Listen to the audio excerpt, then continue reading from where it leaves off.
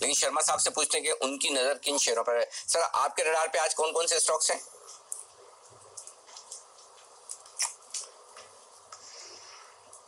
देखिए अनिल जी, पहले तो गुड मॉर्निंग सारे पैनलिस्ट को, आपको, डिम्पी जी को और सभी को।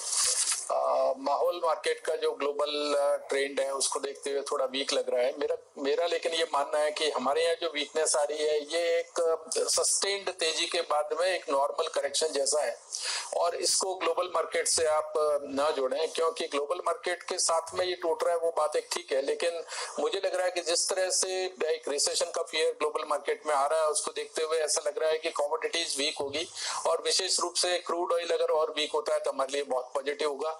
साथ ही साथ इंटरेस्ट रेट जो है वो सॉफन होगी, और हमारे यहाँ तो पर्टिकुलरली और ज्यादा सॉफन होगी, तो वो हमारे लिए पॉजिटिव होगा।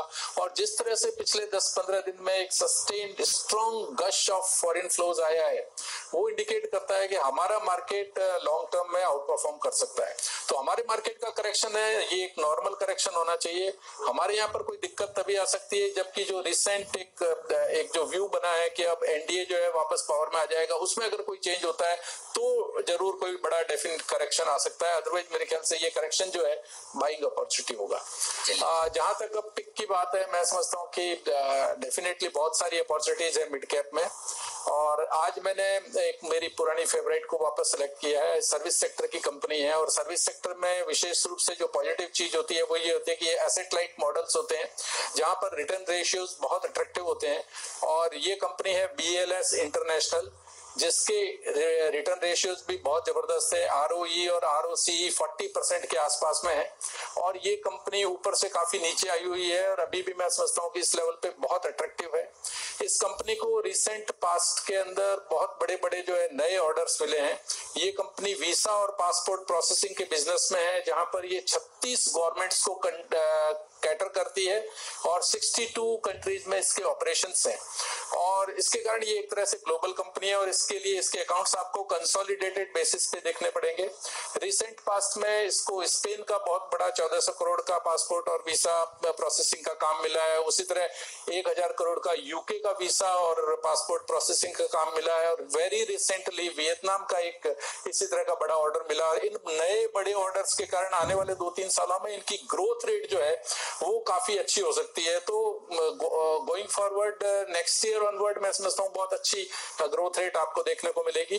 FY20 में इनकी एक्सपेक्टेड अर्निंग मैं समझता हूँ 17-18 रुपए है, और उसको देखते हुए प्लस बहुत ही अट्रैक्टिव रिटर्न रेशियोज को देखते हुए अगर बहुत ही रीजनेबल 15 टाइम की डिस्काउंटिंग दूं तो मेरा इसका 12 महीने का टारगेट करीब 270 रुपए का होता है।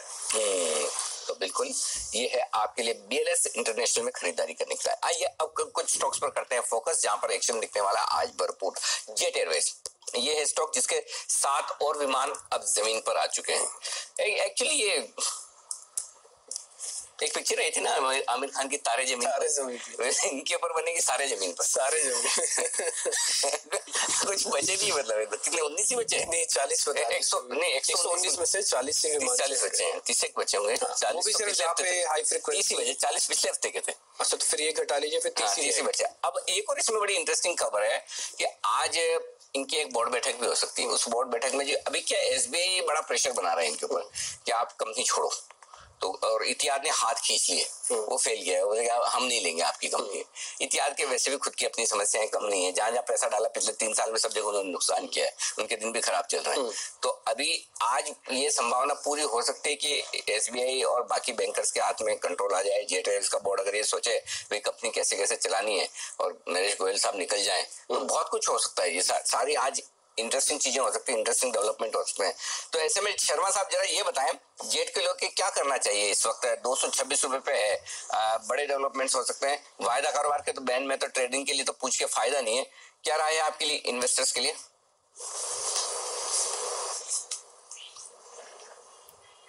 देखिए बड़ा डाइसी एक तरह से सिचुएशन है इनके लिए, और एक तरह से इकोनॉमी के लिए वैसे तो बहुत एक इम्पोर्टेंट कंपनी है, क्योंकि हमारे यहाँ वैसे भी एक एयरलाइंस पहले ग्राउंड हो चुकी है कम्प्लीटली, और उसके कारण जो है वो शॉर्टेज है। और अभी जो रिसेंटली इनके खुद के एयरक्राफ्ट 30-40 ग्राउंड हो गए, उनके कारण शॉर्टेज बहुत चल रही है, और इकोनॉमिकली एक बहुत ही इंपॉर्टेंट सेक्टर है, और इकोनॉमिक एक्टिविटी कंटिन्यू करने के लिए सारे एफर्ट्स हो रहे हैं। और इसीलिए बैंकें हो चाहे गवर्नमेंट हो, ये ट्राई कर रहे हैं कि इसको रिवाइव किया जाए और इसको चालू रखा जाए, बंद नहीं होने दिया जाए।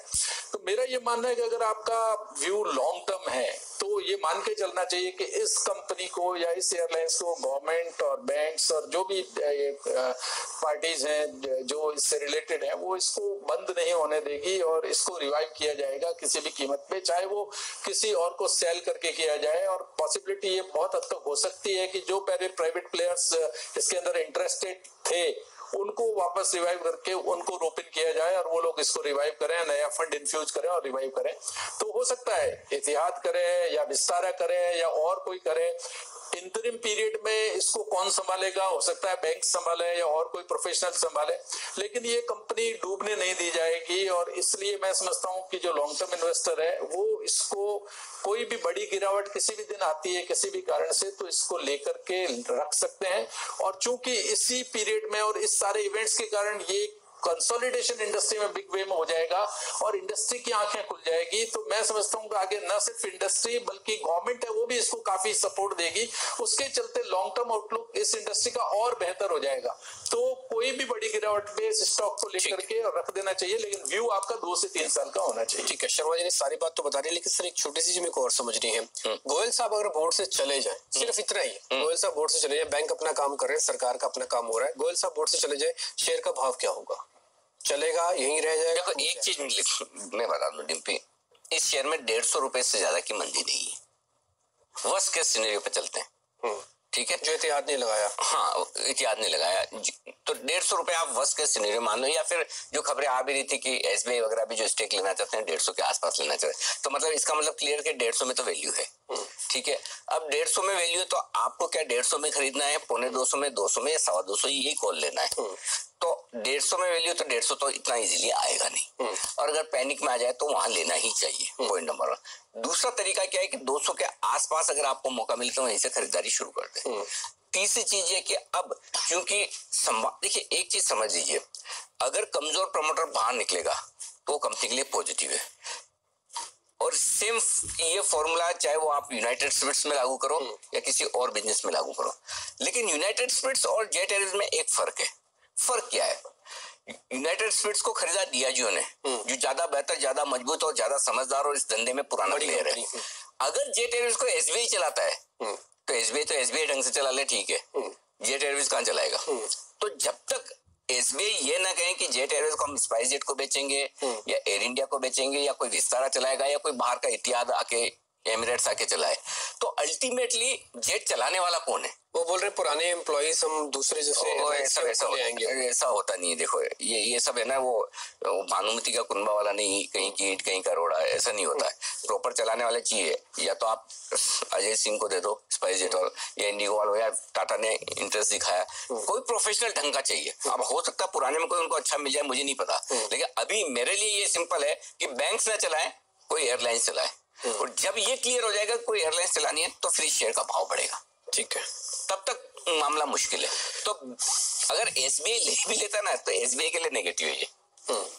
आप एक तरह से ये कह सकते हो कि भाई मेरे पैसे डूबे नहीं, लेकिन अल्टीमेटली आपके रिकवर कैसे होंगे? आपके पैसे रिकवर तभी होंगे जब जेट एयरवेज डूबे ना, जब जेट एयरवेज चलती रहे। तो जेट एयरवेज चलती रहे उसके लिए बहुत जरूरी है कि एयरलाइंस लाइए कोई बढ़िया जो इसे चला सके। अब वो आपको टाटा समझ में आता है तो टाटा लीजिए, एयर इंडिया के साथ करना तो एयर इंडिया के साथ कीजिए। अब इलेक्शन का टाइम है, एयर इंडिया के साथ तो होगा नहीं। टाटा बचा है, एहतियात बचा है जो नाना बोल रहा है। हो सकता है एहतियात और नरेश गोयल साहब के आपस में ईगो टसल हो, तो बोले अब तो इनके साथ करूंगा ही नहीं, जब ऑफर देता हूँ फिर से अब ऊपर का ऑफर कर देते हैं। तो हो सकता है एहतियात इनकी ना माने, एक बार कंट्रोल SBI के हाथ में आ जाए तो फिर एहतियात के SBI से ले लूंगा। बड़े लोगों के बड़े ईगो होते हैं, देखो, है ना, सिंपल चीज है। तो वो हो भी सकता है। तो मेरे लिए सबसे इंपॉर्टेंट चीज है कि जेट एयरवेज चलाएगा कौन। ठीक है। अगर एसबीआई चलाएगा तो मैं नहीं खरीदूंगा।